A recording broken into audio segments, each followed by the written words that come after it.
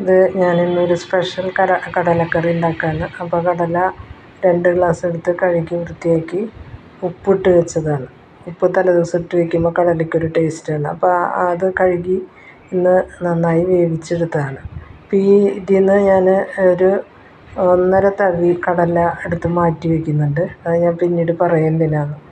അപ്പോൾ ഈ കടല മാറ്റി വയ്ക്കും. ഇനി ഒരു ചട്ടി വെച്ച് അതിൽ 1 ടേബിൾ സ്പൂൺ വെളിച്ചെണ്ണ ഒഴിച്ച് കൊടുക്കുന്നുണ്ട്. അത് ചൂടായി വരട്ടെ.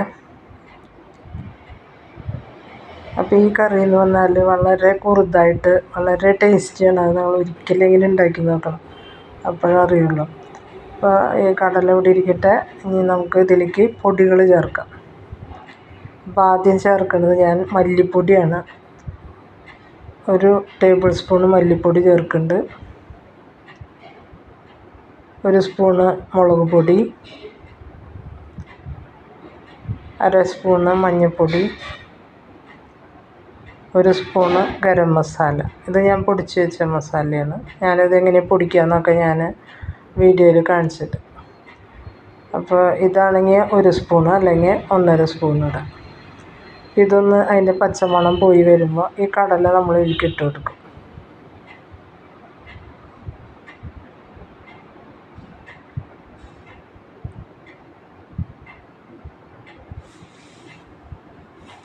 ഇത് നന്നായി ഇളക്കി കൊടുത്തിട്ട് ഉപ്പ് പാകത്തിനാണോ എന്ന് നോക്കിയിട്ട് ഉപ്പില്ലെങ്കിൽ നമ്മൾ ഉപ്പ് ചേർത്ത് കൊടുക്കണം. പിന്നെ കുറച്ച് വെള്ളം ഇതിൽ ചേർക്കണം. എന്നിട്ട് ഉപ്പും മുളകും ഈ മുളകൊക്കെ ഇതിൽ പിടിക്കണം. അപ്പോൾ ഞാനിതിൽ 1 ഗ്ലാസ് വെള്ളം ഈ കുക്കറിൽ ഒഴിച്ചിട്ട് ഞാൻ അതിലേക്ക് ഒഴിച്ച് കൊടുക്കുകയാണ്.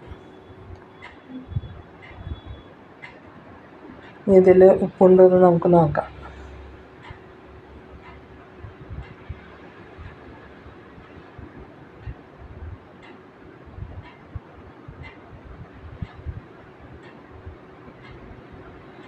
ഉപ്പ് കുറവാണ്. അപ്പോൾ നമുക്കിതിലേക്ക് 1/2 സ്പൂണും കൂടി ഉപ്പ് നമുക്ക് ഇട്ട് കൊടുക്കാം.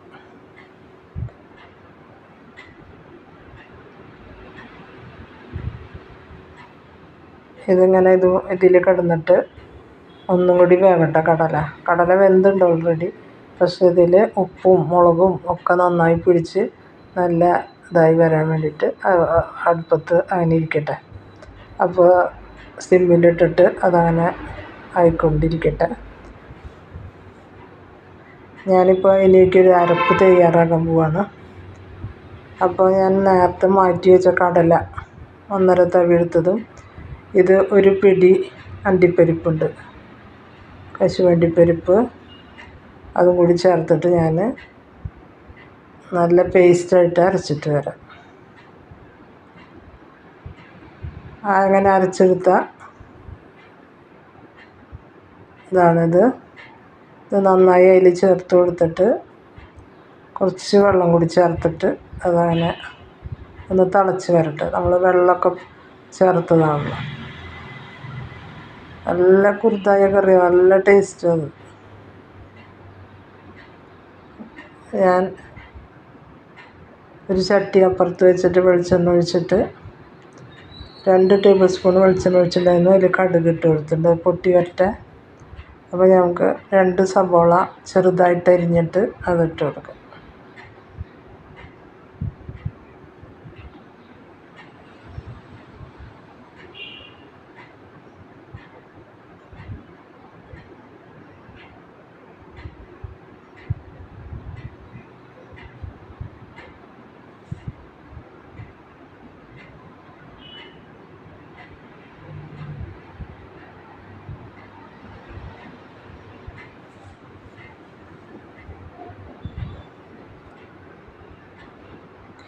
അപ്പോൾ ഇങ്ങനെ ഉണ്ടാക്കുമ്പോൾ എന്താണെന്ന് വെച്ചാൽ നമുക്ക് നാളികേരം വറുത്തരയ്ക്കുക അങ്ങനെയൊന്നും വേണ്ട. എന്നാൽ നല്ല കുറുതായ കറി കണ്ട, വളരെ ടേസ്റ്റിയായ കറിയാണ്. ഈ കശുവണ്ടിപ്പരിപ്പൊക്കെ അരയ്ക്കുമ്പോൾ അതിൽ ചേർക്കുമ്പോൾ നല്ലൊരു പ്രത്യേക ടേസ്റ്റും. ഒന്നുകൂടി ആയി ചെറുതീയിൽ കിടന്നിട്ട് ഒന്ന് തിളച്ച് വരാനുണ്ട്. അതിലൊക്കെ വെള്ളം ചേർത്ത് വയ്ക്കുകയാണല്ലോ. അതിപ്പോൾ തിളച്ച് വന്നിട്ടുണ്ട്. അപ്പോൾ നമ്മുടെ ഉള്ളി ആയി വന്നപ്പോൾ ഞാൻ വെളുത്തുള്ളിയൊക്കെ ഇട്ട് കൊടുത്തായിരുന്നു കേട്ടോ. വെളുത്തുള്ളി ഒരു 5-10 വെളുത്തുള്ളി ഇട്ടിട്ടുണ്ടായിരുന്നു. അപ്പോൾ അതും കൂടി ആയി വന്നപ്പോൾ അതിൽ വറ്റൽമുളകും വേപ്പിലിട്ട് കൊടുത്തു. വെളുത്തുള്ളി ഇട്ടത് കാണിക്കാൻ പറ്റിയില്ല. അപ്പോൾ അതിട്ട് കൊടുത്തതിന് ശേഷം സവോള ആയി വന്നപ്പോൾ ഞാൻ വെളുത്തുള്ളി ഇട്ട് കൊടുത്തു. അതിന് ശേഷമാണ് ഇപ്പോൾ വറ്റൽമുളകും വേപ്പിലിട്ട് കൊടുത്തിട്ടുണ്ട്. ഇതൊന്നും മുരിഞ്ഞ് വരുമ്പോൾ നമുക്ക് അതിലേക്ക് 2 തക്കാളി ചെറുതായി അരിഞ്ഞ് വെച്ചത് നമുക്ക് ഇട്ട് കൊടുക്കാം. അതൊന്ന് ഇളക്കി വഴറ്റിയെടുത്തിട്ട് നമ്മൾ ഇതിലിട്ട് കൊടുക്കും. പായി വന്നിട്ടുണ്ട്, നമുക്കിത് ഇതിലേക്ക് ഇട്ട് കൊടുക്കാം.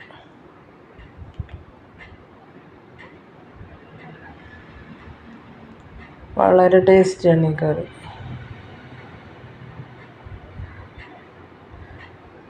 നമ്മൾ നാളികേരമൊക്കെ പണ്ട് വറുത്തരച്ച് കറി വയ്ക്കില്ലേ, അതിനേക്കാളും ടേസ്റ്റാണ്.